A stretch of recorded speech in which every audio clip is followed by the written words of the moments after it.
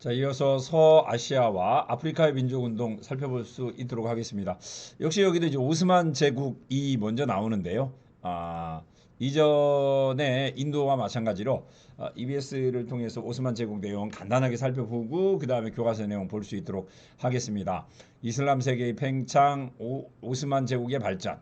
자, 오스만 제국은 투르크 계통의 오스만족이 소아시아 지방의 13세기 말에 건국한 나라인데 발칸반도의 대부분을 지배했고 역시 여기도 세속적 이슬람 지배자인 술탄이라는 칭호를 왕이 사용합니다. 발전 3명 나오네요. 아까 인도는 2명이었는데 발전 마호메트 2세 비잔틴 제국을 멸망시키고 콘스탄티노플을 수도로 삼았다. 이때가 언제다? 마호메트 2세 때입니다. 마호메트 2세 때. 그 다음에 셀렘 1세 때 이집트의 맘루크 왕국을 정복하고 메카와 메디나의 보호권을 정하겠다. 메카와 메디나는 사우디아라비아에 있는 곳으로서 여기는 이제 이슬람의 성지죠. 이슬람의 성지의 보호권을 장하겠다는 이야기는 이슬람 세계사의 진정한 의미에서 지배자가 되었다. 살렘 1세입니다.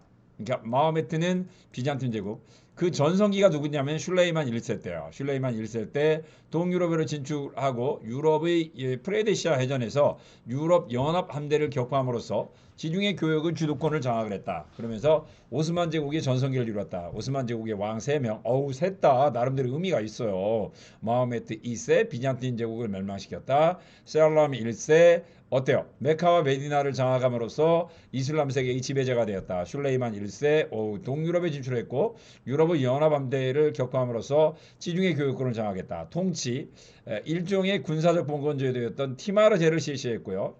티마르제. 그 다음에 내부 시름의 제도를 통한 예니체리와 관료제를 육성했다. 특히 이제 예니체리 같은 경우에 시험 문제 엄청 많이 나오는 것 중에 하나인데요. 자, 이 오스만 제국에서는 그리스도교의 청소년 등을 징집하여 군대와 국가기관에 종사하도록 하는 내부 시름회 그러니까 이교도들의 자녀들을 군대와 국가기관에 종사하도록 했고요. 그 다음에 짐짓된 청소년들을 이슬람교로 개종시킨 후 엄격한 교육과 훈련을 거쳐 예니첼리나 관료로 육성했다. 예니첼리 하면 이제 오스만 제국을 대표하는 그런 단어가 돼요. 이게 결국은 오스만 제국 같은 경우도 어때요? 결국은 이슬람을 기반으로 했지만 이교도 세력들을 흡수하려고 노력했고 이제 이교도 세력을 흡수를 하면서는 오스만 제국이 이제 어때요? 전성기를 이뤘던 거죠. 그래서 내부 시름에 그 다음에 예니체리 자, 우리 것이 아니라 나하고 성격이 다른 사람들을 어떻게 하면 얘들을 동화시켜서 애들과 하나가 되느냐 안 되느냐 이게 강대국의 발전의 척도가 돼요. 척도가 뭐 이건 뭐 동아시아사뿐만 아니라 서양사 그 다음에 여기 이제 그 서남아시아 지역에서도 역시 그러한 특징들이 그대로 다 나타나고 있는데요. 아까 인도에서도 마찬가지였죠. 경제 아시아와 유럽을 잇는 동서 교역의 교차로에 위치하면서 동서 중개 무역으로 번영을 했다. 사회 다른 민족과 종교에 대한 관용 정책을 실시했다. 이 지즈야 아까 이야기했죠. 인두세입니다. 인두세만 납부하면 비이슬람 교도들의 신앙을 인정했고 그 다음에 종교 공동체인 밀레트도 인정했다. 여기서 이야기하는 밀레트도 역시 마찬가지예요. 이슬람 교도 이외의 다른 종교의 종교 공동체입니다.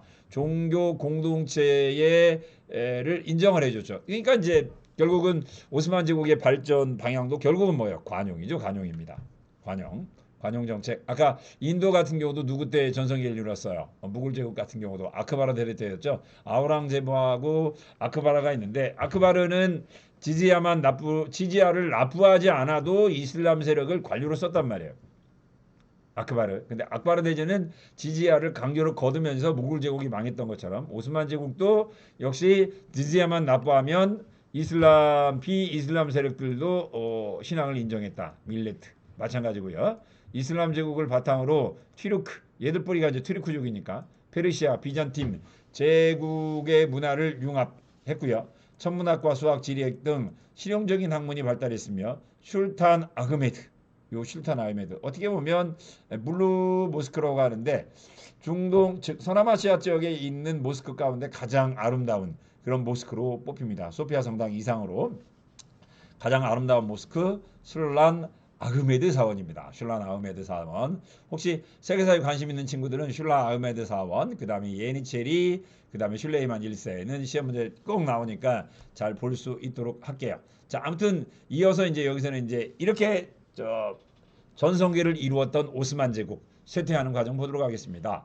광대한 영토를 자랑했던 오스만 제국은 17세기부터 쇠퇴하기 시작했다. 자, 아까 이야기대로 17세기, 16세기, 17세기까지만 해도 오스만 제국은 헝가리까지 정복을 했고요. 동유럽 전체가 오스만 제국의 땅이었어요. 여기 지도 보면 나와 있죠. 1699년 동유럽 전체가 오스만 제국의 땅이었고 여기 점이 있는 게 바로 이제 비엔나예요. 비인까지 포위를 했고 만약에 비인이 뚫렸으면 이제 알프스를 건너서 이제 서유럽까지 공격하려고 했겠죠. 아무튼 이렇게 발전했던 오스만 제국 17세기부터 쇠퇴하기 시작했고요. 19세기 들어서 1821년부터 29년 사이에 그리스가 독립을 합니다. 그죠? 그리스가 독립하면서 잠깐만요.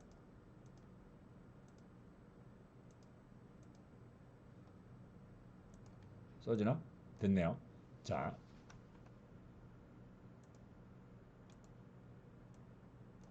자, 그리스가 독립하면서 소수 민족의 독립운동 열기가 고조되었고 세르비아와 이집트도 자치권을 획득합니다. 이제 이집트는 뒤에 보면 이제 나와요. 무하마드 알리가 나옵니다.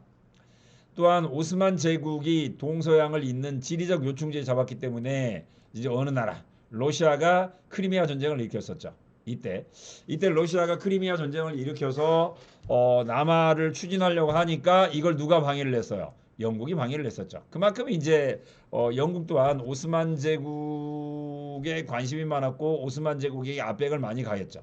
자, 그리고 또 이제 하나 이제 또 러시아와 또 벌어졌던 전쟁 가운데 하나가 여기 안 나오나? 여기 보면 오스만 제국하고 러시아가 벌어졌던 오스만 제국하고 러시아가 또 한 번 전쟁도 벌였었어요. 역시 이 싸움에서도 오스만 제국이 패할 뻔했는데 역시 누가 도와줘요? 영국이 도와주죠. 공짜는 없잖아요. 그러면서 이제 영국의 압박을 심하게 받게 됐고요. 오스만 제국은 이러한 위기를 타개하고자 서양 문물을 적극 받아들이고 부국 강병을 추진하는 탄지마트를 단행을 했어요. 은혜 개혁이죠. 이 국정 개혁을 통해서 미드하트 파샤가 서양식 입헌군주제를 실시하려고 그래요. 서양식 입헌군주제를 실시하려고 했고 이걸 이제 어때요? 그 당시 술탄이 거의 받아들였었는데 술탄이 받아들이면서 요 헌법을 만들려고 그랬어요. 1876년 오스만 제국의 헌법을 만들려고 했었는데 자, 안녕하세요. 자, 오늘은 우리 교과서 177쪽입니다. 177쪽. 자, 인도의 민족운동 살펴볼 수 있도록 하겠습니다. 먼저 세포의 항쟁인데요. 이 세포의 항쟁을 하려면 저희가 무굴 제국의 역사를 좀 알아야 돼요. 그래서 간단하게 EBS 교재를 이용해서 무굴 제국의 역사를 간단하게 살펴보고 그 다음에 또 그 인도의 민족운동 살펴보도록 하겠습니다. 16세기 초 갑자기 티무르라는 사람이 등장을 하죠. 이 티무르라는 사람은 누구의 후손이냐면 칭기스칸의 후손인데요. 티무르라는 사람이 칭기스칸의 후손이에요. 그래서 이 칭기스칸의 후손의 후손이죠. 후손으로 알려진 바브루가 북인도를 점령하고 넬리 술탄 왕조를 무너뜨리고 만든 새로운 이슬람 왕조다. 그러니까 무굴 제국은 아까 뭐 이야기할 때 징기스칸의 후손이라고 했지만 이 사람들이 이미 이슬람교로 개종한 사람들이고요. 여기 보니까 델리는 지명이에요. 델리. 그러니까 인도의 서울이 지금 뉴델리잖아요. 그 이전에 인도의 서울을 넬리라고 그랬거든요. 술탄이면은 세속적인 이슬람 지도자예요. 세속적인 이슬람 지도자. 그러니까 넬리 술탄 그 이전에 있었던 이슬람 왕조를 무너뜨리고 등장한 새로운 이슬람 왕조예요. 자, 이 무굴 제국의 대표적인 황제 두 명만 알면 돼요. 아크바르 어디서 많이 들어봤죠? 이슬람 알라는 위대하다. 아크바르 황제하고 아우랑제브 황제 두 명이 있어요. 자, 아크바르 황제 때 무굴 제국은 데칸 고원 이남을 제외한 인도의 대부분을 통일했다. 그러니까 이게 인도 중부에 있는 한가운데 있는 고원이 데칼 고원인데요. 데칼 고원 이북 지역을 통일을 했죠. 그 다음에 저희가 이제 인도의 역사하면 많이 보게 될 지명이 오늘날 파키스탄 지방에 있었던 지명 펀잡입니다. 펀잡. 그 다음에 오늘날 방글라데시 지방에 있던 지명이 바로 뭐냐면 벵골이에요. 벵골. 그러니까 펀잡은 인더스강, 그 다음에 벵골은 겐지강 유역이죠. 요 지명도 저희가 좀 머릿속에 한번 넣어놓도록 할게요. 그리고 한가운데 있는 게 델리입니다. 그래서 인도의 대부분을 통일하고 중앙 집권 체제를 확립하면서 관료제와 지방 행정구역을 정비했다. 근데 이제 이 아크바르 황제의 가장 대표적인 건 뭐냐면 이 사람이 비록 이슬람 교도였지만 힌두 교도들을 관료로 채용했어요. 아무래도 이제 이슬람 지역이 이슬람 세력이 정복 세력이긴 하지만 인도인들의 대부분 아이도 뭘 믿고 있었기 때문에 힌두 교도를 믿고 있었고요. 그래서 뭐 그 이전에 우리가 중국의 5호 16국 시대에도 봤지만 5호 16국 시대의 역사에도 봤지만 소수의 정복 세력들은 다수의 피지배계층을 어떻게 하면 효과적으로 통치하느냐에 따라서 이 정복 황제의 존망 여부가 결정이 되거든요. 이런 상태에서 아우랑제브 황제는 다수인 힌두교도를 포옹하는 정책을 쓰죠. 그래서 토착 힌두교 세력 출신들과의 여인과의 결혼도 인정했고요. 그 다음에 비이슬람 교도에 대한 지지아를 폐지한다. 이 지지아는 뭐냐면 인두세예요. 인두세. 원래 이슬람은 세 가지 정복지 정책을 가지고 있어요. 하나는 지지아를 요구한다. 하나는 지지아를 요구한다. 그래서 인두세를 내면 이 사람들이 이슬람교를 믿지 않는 것도 인정을 해요. 그 다음에 또 하나는 지지아마저도 부정을 하거나 이슬람교로 개종하지 않으면 죽이거나 뭐 둘 중에 하나죠. 둘 중에 하나인데 요 무굴 제국의 황제가 아크바르 황제하고 아우랑제브 황제인데 아크바르 황제는 지지아를 폐지하고 이게 가장 온건한 그런 이민족 정책을 펴요. 지지아마저도 폐지하고 비이슬람 교도를 적극 포용하는 정책을 썼죠. 그런데 이제 아우랑제브 황제는 아크바르 황제가 폐지했던 지지아를 다시 부활시켜요. 그죠? 지지아를 다시 부활시킨다는 이야기는 힌두교도를 인정하지 않겠다는 이야기죠. 그래서 이슬람 제일주의를 지향했다. 그 다음에 영토는 훨씬 더 넓어졌다. 영토는 훨씬 더 넓어져서 데칸고원까지 정복하긴 했지만 이렇게 넓어지니까 사람이 좀 교만하게 되겠죠. 교만하게 되면서 이슬람 제일주의를 지향하면서 힌두교 사원을 파괴하고 지지아를 부활시켰다. 그래서 만약에 이슬람교를 믿지 않으면 뭘 내야 돼요? 뭘 내야 돼요? 인두세를 내야 돼요. 물론 극단적인 경우로는 가지 않았죠. 아까 이야기한 대로 가장 극단적인 건 뭐냐면 이슬람교를 믿지 않으면 죽이는 거예요. 뭐 그 정도까지는 가지 않았지만 아무튼 아우랑제브 황제가 이슬람 제일주의를 주장을 하면서 무굴 제국은 이때부터 세력이 약해지기 시작합니다. 쇠퇴 펀잡 지방에 있던 시크교도 와 그다음에 마라타 동맹 인도 중부죠. 요 데칸고원에 있었던 이들이 반란을 일으켜요. 다 누구 때 일으켰을까요? 아우랑제부 때 일으키죠. 그 다음에 그래서 이제 내부에 내란이 일어났고 이때 영국과 프랑스 서양 세력이 침투합니다. 특히 프랑스는 이제 벵골 지역에 침투하면서 세력을 확대시켜 나가기 시작하죠. 그러면서 이제 무굴 제국 힘이 약해지기 시작했다. 자, 무굴 제국의 경제와 문화 보도록 합니다. 경제 인도양 무역이 발달했다. 면직물과 향신료 수출을 통해서 발전했고 신항로 개척 이후에 서양 세력과의 교역이 활발하게 이루어졌다. 여기 보면 인도가 발전하는 원동력이 뭐라고 되어 있어요? 면직물이라고 되어 있죠. 그런데 나중에 이 면직물 산업을 누가 파괴해요? 영국이 파괴하죠. 그 다음에 무굴 제국의 특징 인도 문화와 이슬람 문화가 융합됐다. 아까 아크바르 황제 때는 어때요? 힌두교도와의 융합을 시도를 했잖아요. 그러면서 인도 문화와 이슬람 문화가 융합됐다. 언어 힌두어, 페르시아어, 아랍어 등이 합쳐진 우르두아가 널리 사용되었다. 외교 문서에서는 페르시아어를 사용했다. 그 다음에 종교 이슬람교 뭐 아무튼 우르두아가 가장 보편적인 언어예요. 역시 이 언어도 뭐 힌두어하고 그 다음에 아랍어가 융합된 그런 특성을 가장 잘 보여주고 있고요. 이슬람교가 발전했지만 힌두교 등 다른 종교를 인정했다. 인정한 건 아까 이야기한 대로 누구예요? 아크바르 황제입니다. 펀잡 지역에서 시크교가 발전한 힌두교와 이슬람교가 융합된 종교죠. 펀잡 지방에 시크교가 발전했고 그 다음에 인도 중부는 아까 마라타 동맹 이 사람들이 힌두교를 믿었어요. 이 사람들이 아우랑제브 황제 때 반란을 일으켰겠죠. 건축 타지마할 유명한 타지마할입니다. 타지마할 자 여기 시크교에 대해서 나와 있는데 나나크가 만든 힌두교와 이슬람교를 융합해서 만든 종교다. 우상숭배와 카스트 제도의 신분차별을 반대했고 유일신 신앙과 인간평등을 주장했다. 힌두교는 어때요? 다신교고 이슬람교는 유일신이죠. 그 다음에 또 어때요? 이슬람교는 우상숭배 반대했고 모든 사람은 뭐하다고 가르쳤어요? 평등하다고 그렇게 가르쳤죠. 그러니까 시크교도는 힌두교와 이슬람교를 융합하긴 했지만 조금 뭐에 가까워요? 이슬람교에 가깝기는 하네요. 이슬람교에 가깝긴 했고요. 아마 무굴 제국의 가장 대표적인 건축물 하면 금방 이야기했던 타지마할입니다. 이슬람 건축 양식에 인도의 연꽃무늬 등을 가미했다. 자, 타지마할은 누가 만들었냐면 5대 왕자였던 샤자칸이 죽은 아내인 뭄타즈 마할을 추모하면서 세운 묘당이다 라고 되어 있고요. 뾰족한 탑과 아라베스크 무늬, 둥근 돔은 이슬람 양식, 그 다음에 둥근 돔에 연꽃 무늬를 집어냈대요. 연꽃 무늬를 집어넣은 것은 인도 양식에 해당된다라고 이야기를 하고 있죠. 그 다음에 무구르회와 페르시아 아까 얘들 공용어는 페르시아어라고 그랬잖아요. 페르시아의 세미라와 인도 양식이 서로 조화를 이뤘던 그런 문화를 가지고 있었다. 그런데 이 무굴 제국이 이제 아까 이야기한 대로 뭐 때문에 망하기 시작해요. 아우랑제부 황제 때 이슬람 주의를 펴면서 시크교도 그다음에 마라타 동맹 영국과 프랑스 서양 세력의 침략으로 무굴 제국의 세력이 쇠퇴하고 나중에는 이제 어때요? 플라시 전투 이후에 무굴 제국은 어때요? 영국의 거의 식민지가 됐죠. 아무튼 영국이 식민 정책을 시행하면서 인도는 영국의 원료 공급지 아까 면화 있죠?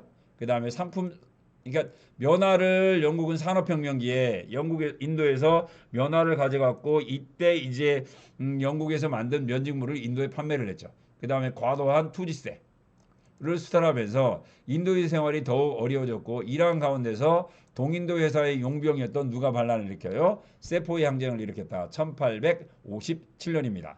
세포이는 동인도 회사에 고용된 인도인 용병이에요. 인도인 용병으로서 자 이게 저번에 이야기했죠. 영국인들은 식민지 지배 방법이 직접 지배가 아니라 뭐였어요? 프랑스는 직접 지배, 영국은 간접 지배라고 그랬죠. 간접 지배. 그러니까 이제 인도인을 통한 간접 지배를 했었고요. 바로 이제 요 인도인 간접 지배에 앞장섰던 사람들이 우리나라의 입장에서 볼 때는 뭐 거의 뭐 친일 경찰에 해당됐던 사람들이 바로 요 세포이였어요. 세포이. 하지만 탄약 주버니의 바른 기름 문제를 계기로 세포이가 항쟁을 일으켰어요. 자, 여기 보니까 항쟁을 일으키게 된 계기입니다. 세포이는 동인도 회사가 지급한 탄약 주머니를 입으로 찢어 장전을 했는데 아직까지는 탄알 방식이 아니었고요. 화약 방식이었나 봐요. 화약 방식. 근데 이제 여기 이제 총알을 이제 하나씩 해가지고 이제 장전을 해야 되는데 탄약 주머니에 소와 돼지 기름이 발라진 걸로 알려져 있대요. 탄약 기름. 그냥 종이로 하면 오래 못 가니까 종이에 기름을 발랐는데 이 기름에 소와 돼지 기름이 발라져 있는데 이슬람교는 돼지를 힌두교는 소를 서로 먹으면 안 되죠. 이슬람교는 돼지는 발톱이 갈라진 동물이라고 해서 돼지를 먹지 않았고요. 힌두교는 소를 신성시했기 때문에 이 세포이들이 이제 어때요? 탄약 주머니에 있는 이걸 찢기를 어때요? 입으로 찢어서 장전하기를 거부하게 된 거죠. 거부해요. 총을 쏠 수가 없는 거죠. 총을 쏠 수가 없게 돼요.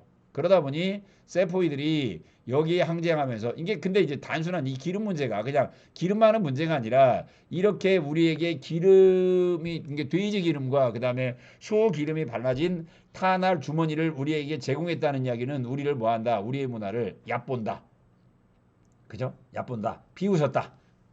여기에서 이제 민족적 자긍심이 자극받게 되고요. 세포이가 항쟁을 일으킵니다. 이후에 각계각층이 이 항쟁에 참여하면서 수도였던 델리를 점령하기도 했다. 세포이 항쟁은 인도군의 진압으로 실패했지만 인도 최초의 민족운동으로서 인도의 민족운동을 일으켰다. 영국은 세포이 항쟁을 계기로 무굴 제국 황제를 폐위시켜요. 이제 무굴 제국을 없애버리고 인도 통치 개헌법을 만들어서 동인도 회사도 폐지를 하고 인도를 뭐하기 시작해요? 직접 지배를 하기 시작합니다. 직접 지배를 하기 시작해요. 1887년입니다. 이로써 인도는 영국의 완전한 식민지가 되었다. 그러니까 이제 세포이 항쟁까지만 해도 영국은 인도를 간접 지배했는데 그래서 무굴 제국 황제 그대로 뒀고요. 그 다음에 동인도 회사라는 걸 통해서 간접 지배를 했지만 동인도 회사를 없애고 무굴 제국을 멸망시킴으로써 인도는 영국의 완전한 식민지가 되었다. 이것도 시험 문제 많이 나오고요. 뭐 얘도 시험 문제, 얘도 시험 문제, 얘도 시험 문제, 얘도 시험 문제로 많이 나와요. 많이 나와요. 자, 그래서 이제 직접 지배를 하게 됐다. 그 다음에 자, 인도를 직접 지배하기 시작한 영국은 인도의 사회적 종교적 분열, 아까 이야기한 대로 뭐 사회적 분열이라고 한다면 뭐 계급제도, 그죠? 카스트라는 신분제도가 있었잖아요. 종교적인 건 뭐예요? 이슬람교와 힌두교 분열. 그 다음에 복잡한 민족 구성을 이용하여 경제적 수단을 강화하였다. 그러한 가운데 서양식 근대 교육을 받은 지식인이 늘어나고 그 다음에 면공업을 중심으로 한 자본가도 성장하였다. 이들은 인도 사회를 개혁하고 영국의 지배에 저항하는 민족 운동을 추진하는 주체로 등장했고 서양의 근대 사상의 영향을 받은 힌두교 지도자들이 전개했던 운동이 브라흐마 사마지 운동. 이게 어떻게 보면 얘는 세포의 항쟁 이후에 등장했던 두 번째 민족운동이라고 보시면 되겠네요. 브라흐마주의를 따르는 이들의 모임이라는 뜻으로 19세기 전발 람모한 노이가 처음으로 만들었다. 힌두교의 순수 교리로 들어가자는 종교운동으로 출발했지만 우상숭배 배경, 우상숭배를 배격을 해버리면 힌두교는 뭐가 남죠? 카스트에도 반대요. 이것도 그러면 힌두교가 뭐가 남죠? 사티. 남편이 죽으면 그의 아내도 함께 매장했던 우리나라로 따지면 뭐예요? 순장 풍습 폐지 등 사회 개혁을 추진했다. 그러니까 힌두교도의 운동이지만 힌두교가 가지고 있었던 비과학적 뭐 어떻게 보면 불합리한 것들을 전개하자는 그런 운동을 추진했고요. 이러한 새로운 의식을 가진 민족주의가 늘어나자 영국은 인도 지식인들을 회유하고 포섭하기 위하여 뭘 만들었어요? 인도 국민회의를 결성을 합니다. 1885년이죠. 마치 우리나라의 1910년대 일제강점기 10년대를 거치면서 우리 민족운동이 강해지니까 1920년대부터 일본 아이들이 뭘 했던 것처럼 문화 통치를 했던 것처럼 영국도 뭘 만들어요? 인도 국민회의를 만들어서 인도인들을 회유하기 시작합니다. 인도 국민회의는 초기에는 영국 측에 협조하면서 인도의 권익을 확보하려 했다. 그러나 영국이 힌두교도와 이슬람교의 분열을 꾀하기 위한 벵골 분할령을 발표하자 벵골 분할령 아까 봤죠? 벵골이면 어디예요? 오늘날 어디 지역이에요? 오늘날 방글라데시 지역이죠. 여기 있다 지도. 여기 방글라데시 지역인데 요 지역을 두 개로 쪼개려고 그래요. 서벵골은 힌두교도, 그 다음에 동벵골은 이슬람교도예요. 그래서 벵골 분할령을 발표하자 반영 운동에 앞장섰다. 그러니까 인도 국민회의가 이제 반영 운동에 앞장서게 된 계기가 된 건 바로 벵골 분할령이죠.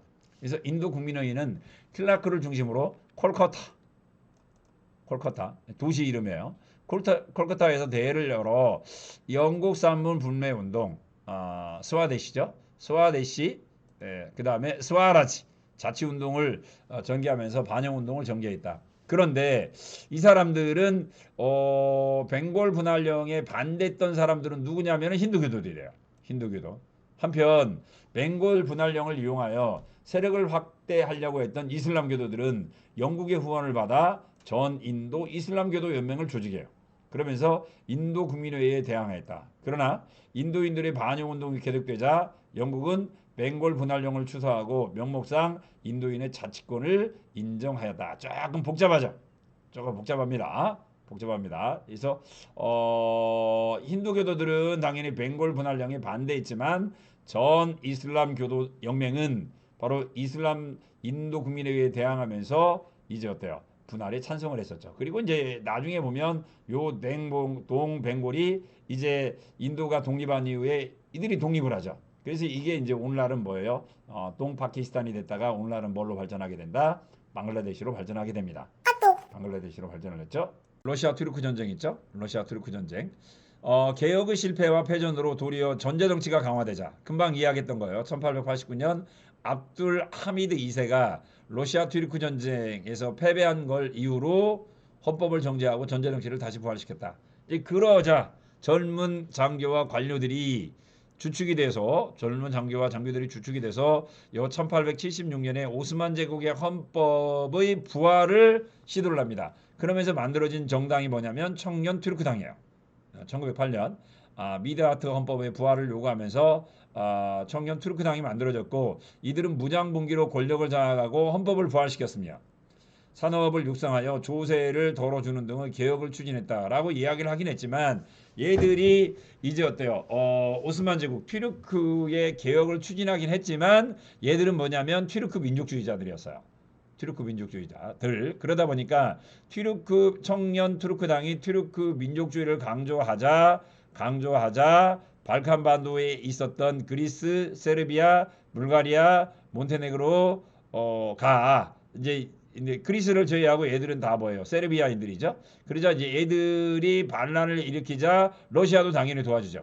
러시아가 도와줘서 얘들하고 하나, 둘, 셋, 넷, 5개 나라하고 오스만 제국이 한판 붙어요. 이게 바로 1차 발칸 전쟁이에요. 이 발칸 전쟁에서 오스만 제국이 패해요. 패하고 유럽 영토의 83%, 인구의 69%를 상실함으로써 이제 오스만 대국은 오스만이라는 나라는 요렇게 작은 나라가 되고 말아요. 요렇게 작은 나라. 물론 아직까지는 여기가 오스만 제국의 땅이었지만 이 땅들도 오스만 제국이 1차 세계대전 때 독일과 같은 편이 되면서 다 뺏기면서 오늘날 오스만 제국은 터키의 아주 작은 나라가 되죠. 물론 이렇게 봐도 굉장히 큽니다만 원래 있던 영토에 비하면 굉장히 많이 줄은 거죠. 이렇게 해서 이제 오스만 제국은 끝났고요. 이제 발칸 전쟁, 그 다음에 러시아 튀르크 전쟁에서 패하고 그 다음에 그리스가 독립을 하면서 저기 뭡니까? 오스만 제국은 세력이 크게 축소가 됐고요.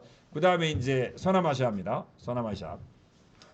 자, 아라비아 반도 일대는 오랫동안 여기도 오스만 제국의 지배를 받았어요. 오스만 제국이 쇠퇴하고 서구 열강이 진출하여 이 지역의 종교적 대립을 이용하여 영향력을 확대하였고 이러한 상황에서 아라비아 반도에서 이슬람 순수 운동으로 돌아가자라는 와하브 운동이 전개돼요. 와하브 운동. 와하브 운동이 수립됐지만 오스만 제국에 의해서 멸망했고요. 와하브 운동은 20세기 들어서 다시 부활을 해요. 그래서 아랍 민족주의의 기반이 되었고요. 이 와하브 왕국이 다시 1932년 뭘로 부활해요? 사우디아라비아로 부활하죠. 사우디아라비아 국기죠.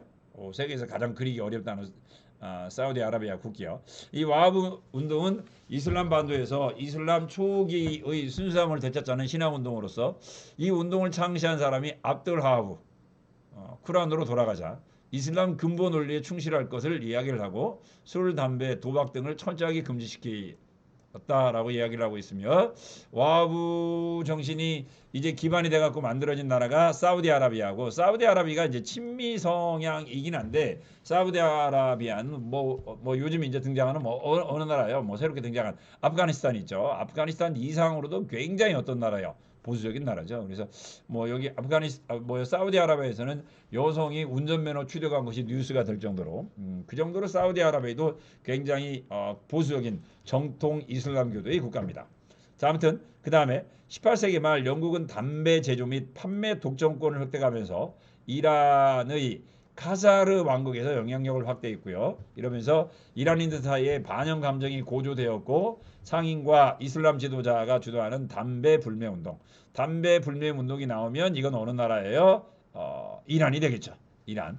결국 카자르 왕국은 이권을 수호하였으나 영국에 막대한 배상금을 지불함으로써 오히려 경제적 종속을 낳았다. 이후 반영 운동 세력은 입헌 정치와 내정 개혁을 요구하였고 마침내 이란은 국민의회를 수립하는 헌법을 제정하면서 1906년 입헌 혁명을 전개됐다라고 이야기를 하면서 이제 이란도 이제 본격 근대화의 길로 넘어가는데 이란의 근대화도 쉽지는 않아요. 일단 여기서는 이란하면 카자르 왕조하고 그 다음에 반배 불매운동 뭐 두 가지만 일단 기억을 해놓을 수 있도록 하겠고요. 계속 이어서 갑니다. 이집트 보도록 할게요. 무함마드 알리 아까 이슬람 제국으로부터 통치권을 받아서 총독이 돼요. 자, 무함마드 알리는 이집트의 마지막 왕조인 무함마드 왕조를 창시했고요. 그 이전에 있었던 그 오스만 제국 이전에 있었던 맘루크 왕국조 시대의 봉건 영조였던 맘루크들의 토지를 몰수하면서 이제 근대화를 추진했다.